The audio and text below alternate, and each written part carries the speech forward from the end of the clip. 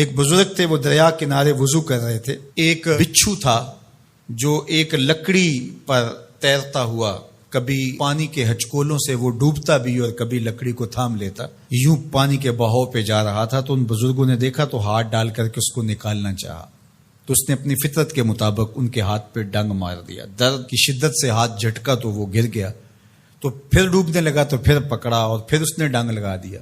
7 مرتبہ اس نے ڈنگ مارا اور آپ اس کو نکال کے 8ویں مرتبہ باہر نکالنے کی کوشش کر رہے ہیں. تو مرید نے کہا جو پاس بیٹھا تھا، حضرت یہ بار بار آپ کو ڈنگ مارتا ہے اور آپ اس کو نکالنے کے لیے کوشاں ہیں.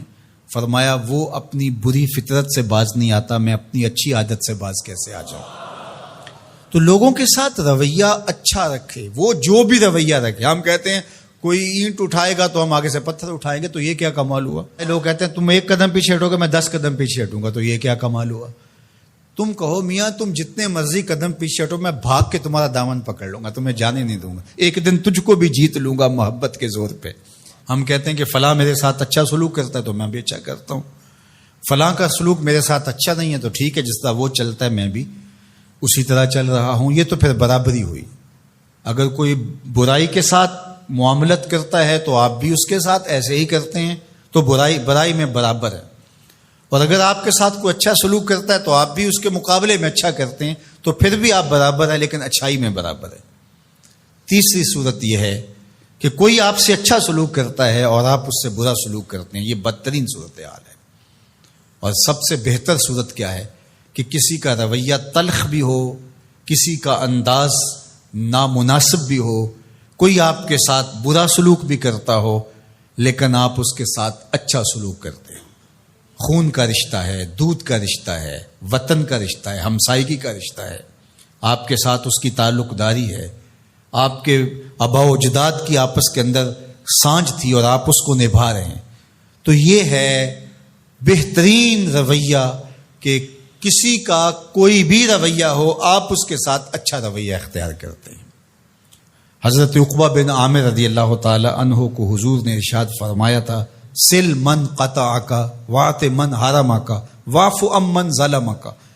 اے عقبہ بن عامر، جو تجھ سے تعلق توڑے تو اس سے تعلق جوڑ، جو تجھے محروم رکھے تو اس کی جھولیاں بھر دے، اور جو تیرے پہ زیادتی کرے تو اس کو معاف کر دے، اس سے درگزر فرما. یہ بہترین کردار ہے جس سے ایک اچھا ستھرا پاکیزہ اور مناسب معاشرہ ترتیب پاتا ہے اور ترکیب پاتا ہے.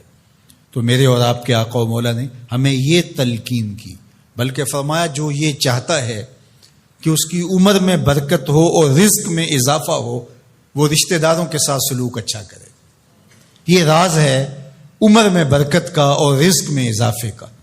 رشتہ داروں کے ساتھ اگر سلوک اچھا کرو گے تو تمہاری عمر میں بھی برکت ہوگی، تمہارے رزق میں بھی برکت ہوگی. تو ہمیں یہ تلقین کی گئی. رشتہ دار تو دودھ یا خون کی سانجھ سے رشتہ دار بنتے ہیں، کوئی عام انسان بھی ہو، ہمیں تو ان کے ساتھ بھی اچھا رویہ اختیار کرنے کی تلقین کی گئی. حتیٰ کہ آپ کے دین پر نہ بھی ہو تو آپ کی ہمسائیگی میں بستا ہے، مستامن ہے، ذمی ہے، تو اس کے ساتھ آپ کا سلوک اچھا ہوگا. آپ کا دین آپ کو یہ سکھاتا ہے. شیخ سعدی بولے، شنیدم کے مردان راہ خدا، دلے دشمنا ہم نہ کردن تنگ، تو را کے میسر شودی مقام کہ با دوستانت خلاف است و جنگ. میں نے سنا ہے کہ جو اللہ کے بندے ہیں وہ تو دشمنوں کا دل بھی نہیں دکھاتے. تجھے تصوف کے مراتب رفیع کیسے نصیب ہو سکتے ہیں؟ تو اپنوں سے جنگ چھیڑ کے بیٹھا ہے، تو اپنوں کے گریبان پھاڑ رہا ہے، اپنوں کی پگڑیاں نوچ رہا ہے، اور تو اپنی رشتہ داریوں کو توڑ رہا ہے. تو اپنے ہم منصبوں کے ساتھ الجھاؤ میں مبتلا ہے، اپنے ہم مسلکوں ہم مشربوں کے ساتھ تیرا الجھاؤ چل رہا ہے، تیری لڑائی چل رہی ہے. تجھے کیسے مرتبہ اور باطن کا نور اور اندر کا اجالا نصیب ہوگا؟ جو اللہ کے بندے ہیں وہ تو دشمنوں کا بھی دل نہیں دکھاتے. انسان تو انسان رہے، وہ تو جانوروں کے ساتھ بھی رویہ اچھا رکھتے ہیں کہ یہ اللہ کی مخلوق ہے. مخلوق ہونے کے ناطے سے الخلق و عیال اللہ، تمام مخلوق اللہ کا کنبہ ہے، اور اس کے ساتھ اس نے سلوک، ان کا کچھ بھی رویہ ہو. حضور کے غلام اور اسلامی معاشرہ، اس میں یہ کس طرح چیزیں پنپ سکتی ہیں کہ ہم نفرتوں کو فروغ دیں اور کہیں کہ نہیں ہم ایسے کر دیں گے، اس نے میری طرف یوں دیکھا ہی کیوں ہے، لہٰذا میں تو اب اس سے ساری زندگی ہم کلام ہی نہیں ہوں گا. تو رویوں کی خوبصورتی اور صلہ رحمی یہ ہمارے دین نے ہمیں سکھائی.